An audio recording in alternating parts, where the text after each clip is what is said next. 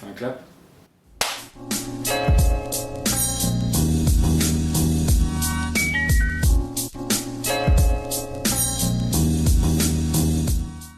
Bonjour Marielle. Bonjour Robin. Vous allez bien? Je vais de mieux en mieux. Vous étiez chargé dans les années 70 d'un documentaire qui s'appelle Histoire d'A, qui est un documentaire sur l'avortement. C'est un documentaire qui a été longtemps censuré et qui sera retransmis aujourd'hui, jeudi 17 mars à l'Institut Jean Vigo à 19h. Il sera aussi suivi d'un débat avec le planning familial et vous.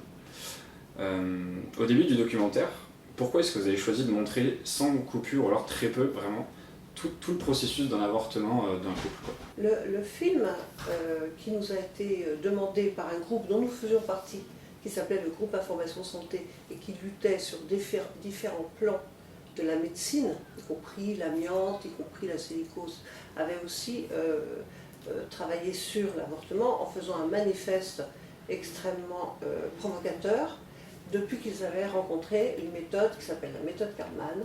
C'est une méthode douce, par aspiration, qui tranchait avec tout ce qu'on faisait à l'époque de l'avortement clandestin. Donc ils ont décidé de faire un manifeste, un peu à l'image de ce que les femmes avaient fait, les 343 femmes qui avaient fait un manifeste pour dire « nous avons avorté ». Là, c'était pas « nous avons avorté », c'est « nous sommes en train de pratiquer des avortements et nous continuerons à le faire gratuitement par cette méthode douce ». Alors, cette méthode douce, c'était quoi? Ils nous ont demandé, à Charles Belmont et moi, qui faisions partie de ce groupe, depuis un film préalable de Charles qui s'appelait RAC, et qui un film de fiction qui s'occupait de médecine aussi, et de maladie, et d'amour et de sentiments, ils nous ont demandé de filmer simplement cette méthode d'un point de vue didactique. Qu'est-ce que c'est que cette méthode? Il faut la présenter. Les femmes qui veulent avorter avortent. Elles avortent par des méthodes terribles. Elles avortaient par des méthodes terribles, et ça perdure parce qu'il y a encore des difficultés, y compris en France. Il y a encore des avortements clandestins dans les pires façons. Non, il ne s'agissait pas du tout d'encourager à avorter, bien entendu. Il s'agissait de se mettre en désobéissance civile pour mettre le gouvernement dans une telle situation que soit il réprime ces actions qui sont devenues de plus en plus larges en France grâce au tissu du planning familial qui a voté, on le voit dans le film d'ailleurs, et qui est passé à la pratique d'avortement, ce qui était quand même une bascule importante. Et comme le planning familial, ça fait des années, des décennies qu'il travaillait, le mouvement s'est étendu. Et le mouvement était intolérable pour le gouvernement, parce que soit il réprimait, et ça faisait tout le monde dans la rue, c'est arrivé une fois ou deux, soit il ne réprimait pas, ils étaient bafoués tous les jours. Donc c'était ça que voulaient les militants du groupe Information Santé, qui ensuite, avec d'autres associations, ont fondé le MLAC, Mouvement pour la liberté de l'avortement et de la contraception. C'était mettre le gouvernement dans une situation telle que quand Pompidou est mort et que Giscard est arrivé au pouvoir, ça vous dit quelque chose ces mots-là? Oui. Ouais, ça vous dit encore quelque chose. Simone Veil est devenue ministre de la Santé, et non pas des femmes, de la Santé, et son prédécesseur lui a dit il faut faire quelque chose parce qu'un jour, dans votre bureau, vous allez trouver un avortement sauvage. Donc il fallait vraiment faire quelque chose. Et c'est ça qu'on voulait. Donc rassurer les femmes, non, bien sûr c'était mieux de leur dire c'est possible autrement, mais c'était surtout pour que ça ne perdure pas sous cette forme de militantisme. Vous parliez un petit peu du planning familial. Quelle importance ils ont eu dans le débat? Le planning, il était depuis très longtemps la maternité heureuse d'abord. Ensuite, ils étaient, je ne sais plus comment ça s'appelait exactement, planning familial peut-être, je ne me souviens plus. Et à ce moment-là, ce qu'ils faisaient, c'est qu'ils donnaient de la contraception alors qu'elle était encore interdite.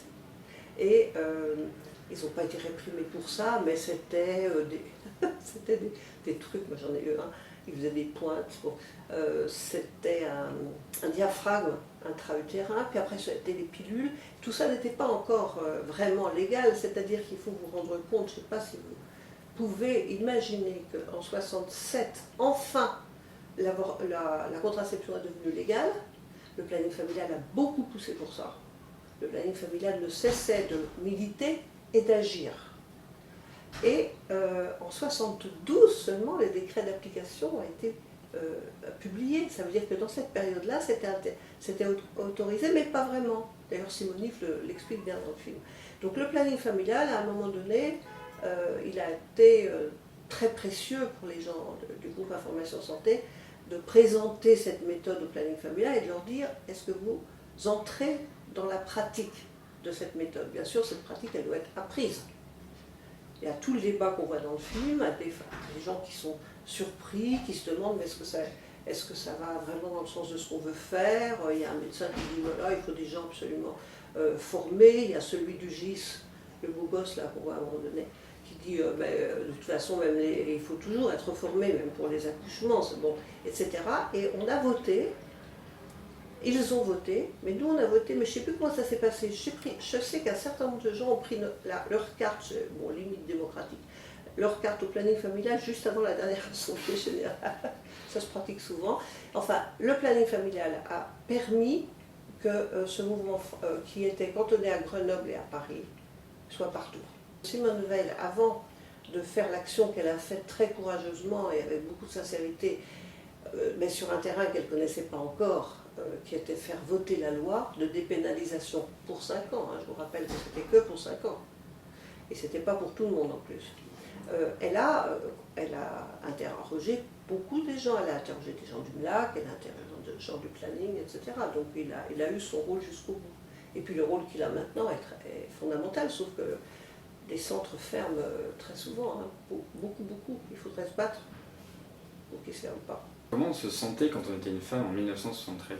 Une femme, ça n'existe pas, il existe des femmes. Il n'y a pas de journée des droits de la femme, il y a des journées des droits des femmes. Il y a 1000 femmes qui sont diverses. En tout cas, moi je ne peux pas répondre de façon générale, mais je peux répondre que de façon serrée sur les questions des droits reproductifs, qu'on n'appelait pas encore comme ça à l'époque. Eh bien, c'était quand même une inquiétude de tous les instants. Être enceinte était une inquiétude de tous les instants, parfois une terreur, et tout le monde avortait dans des conditions X ou Y, avec un peu d'argent et de relations. On pouvait aller en Suisse, passer devant une commission, sinon on pouvait aller en Hollande, la plupart des gens n'allaient nulle part, rester à trouver à Paris ou ailleurs, et puis finalement il y avait beaucoup d'auto-avortements clandestins. Donc une femme en 73, la chose qui est sûre, c'est qu'elle était encore beaucoup plus opprimée que maintenant, beaucoup plus, puisque maintenant elle a repris le contrôle de sa fécondité à peu près, on va dire, avec des trous quand même, mais enfin à peu près. Est-ce qu'il y avait de l'autocensure au sujet de l'avortement chez les femmes? Des femmes qui avortaient par exemple, qui n'osaient pas forcément dire quoi. Eh ben, alors ça dépend complètement des milieux, puisque je n'ai pas fait d'études sociologiques, je ne suis pas du tout sociologue, et certainement vous trouveriez des réponses dans tous les livres qui ont été écrits sur l'avortement, il y en a plein. Moi ce que je peux vous dire, c'est que parmi les copines, on avortait toutes, et on s'en parlait. Et parfois sans s'étaler forcément, hein, mais on s'en parlait, on savait que... Bon, parfois, on veillait, une amie qui avait mis une sonde, parce qu'il fallait veiller si elle allait avoir ou pas de la fièvre, auquel cas il fallait vite aller à l'hôpital pour subir un curetage, enfin voilà. Donc on s'en parlait. Mais j'ai appris par les jeunes, par ma fille et d'autres, et par des sociologues actuels, j'ai appris que c'était quand même devenu un vrai tabou, peut-être plus encore, parce qu'à l'époque c'était peut-être tabou dans certains milieux que je ne connais pas, mais là c'est tabou, y compris dans les milieux, disons, classe moyenne, moyennement cultivée, etc. Parce que maintenant il y a la honte de ne pas avoir su se servir de la contraception. Ce qui n'existait pas à l'époque, puisque vous ne pouvez pas s'en servir. Personne. Donc on faisait ce qu'on pouvait. Bon. Et cette honte fait qu'il y a peu de paroles, m'a-t-on dit, mais c'est ma grande surprise. Moi j'ai découvert ça récemment. Est-ce que pour vous l'avortement c'est le symbole du féminisme? Ah, vous voulez dire la liberté d'avorter? Oui. Je reformule. Le contrôle de sa reproduction, le contrôle de ses droits sexuels et reproductifs, c'est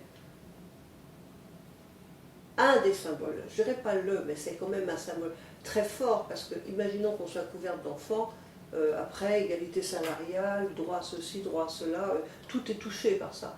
Mais moi j'aurais plutôt tendance à dire autre chose. J'aurais plutôt tendance à dire que Le féminisme, on pourrait développer la définition, mais là c'est pas le lieu. Le féminisme, c'est comme le moyeu d'une roue, c'est-à-dire toutes les luttes, si elles ne sont pas féministes, elles sont sûres d'être à moitié menées, mal menées, et au fond de ne pas gagner. Parce que c'est ce qui devrait innerver le prisme qu'on peut porter sur chacune des luttes. Donc sur la reproduction et la santé, mais aussi sur l'écologie, aussi sur le droit du travail, aussi sur l'éducation, aussi sur évidemment toutes les identités sexuelles, voilà. Et c'est ça mon sentiment, et pas qu'à moi, c'est qu'on tient là le prisme véritable, qui est justement celui qui a le plus grand mal à s'imposer, parce que vous n'aviez pas ça chez les syndicats, vous n'aviez pas ça dans beaucoup de luttes. Hein. Qu'est-ce que vous pensez des avancées actuelles en faveur de la contraception qui serait homme-femme? Je pense par exemple à la pilule pour les hommes ou tout ça. Ben moi je pense que tout est cas de figure, hein. Surtout il n'y a pas de généralité. Un couple qui est non seulement stable, mais qui en plus ne pratique pas le polyamour, ou bien le pratique en toute confiance, c'est-à-dire on sait qui fait quoi. Ben, on peut très bien confier non, mais ben, si un polyamour, ça marche jamais. Non. Un couple stable et monogame, enfin je ne sais pas comment dire, on peut confier la contraception à l'homme. Mais hors ça, on ne peut pas. On ne les connaît pas tous, hein, les garçons. Et puis à la fin des fins, c'est quand même les femmes qui se retrouvent enceintes. Ce que je pense quand même, c'est que la contraception masculine, parce que là j'ai donné une réponse qui est purement technique, si vous voulez, mais ce qui est très important, c'est qu'un certain nombre d'hommes maintenant commencent à ne plus supporter que la contraception soit le fait uniquement de leurs femmes, de leurs compagnes. Je parle des couples stables, et je sais pas quoi, mono-amour.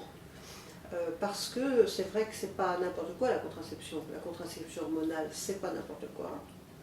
Le stérilet non plus. Qu'est-ce qu'il y a d'autre? Rien n'est parfait. En plus, il y a des faillites, des erreurs, pas des machins qui ne marchent pas. Quoi. Des fois, ça ne marche pas. Des fois, la contraception ne marche pas. C'est pour ça qu'il y a encore pas mal d'avortements, même si on a été sérieuse dans sa contraception. Donc les hommes commencent à vouloir ça, mais les recherches, elles sont très en retard. Comme dans tout le domaine des femmes, hein, les recherches de tout ce qui est domaine féminin, je pense à l'endométriose, aux douleurs de règles, ou tout ça, sont très en retard. Est-ce que vous n'avez pas peur qu'il y ait une remise en question en plus de tout ça et que certains de ces avancées, etc., soient freinés? Actuellement, elles le sont. Hein. Actuellement, il y a un retour. Alors, il y a différents mécanismes, mais déjà, fermer les centres de planning familial, qui est le lieu le plus facile, le plus immédiat pour aller, quand on a un problème de cet ordre-là, déjà c'est un très très mauvais signe.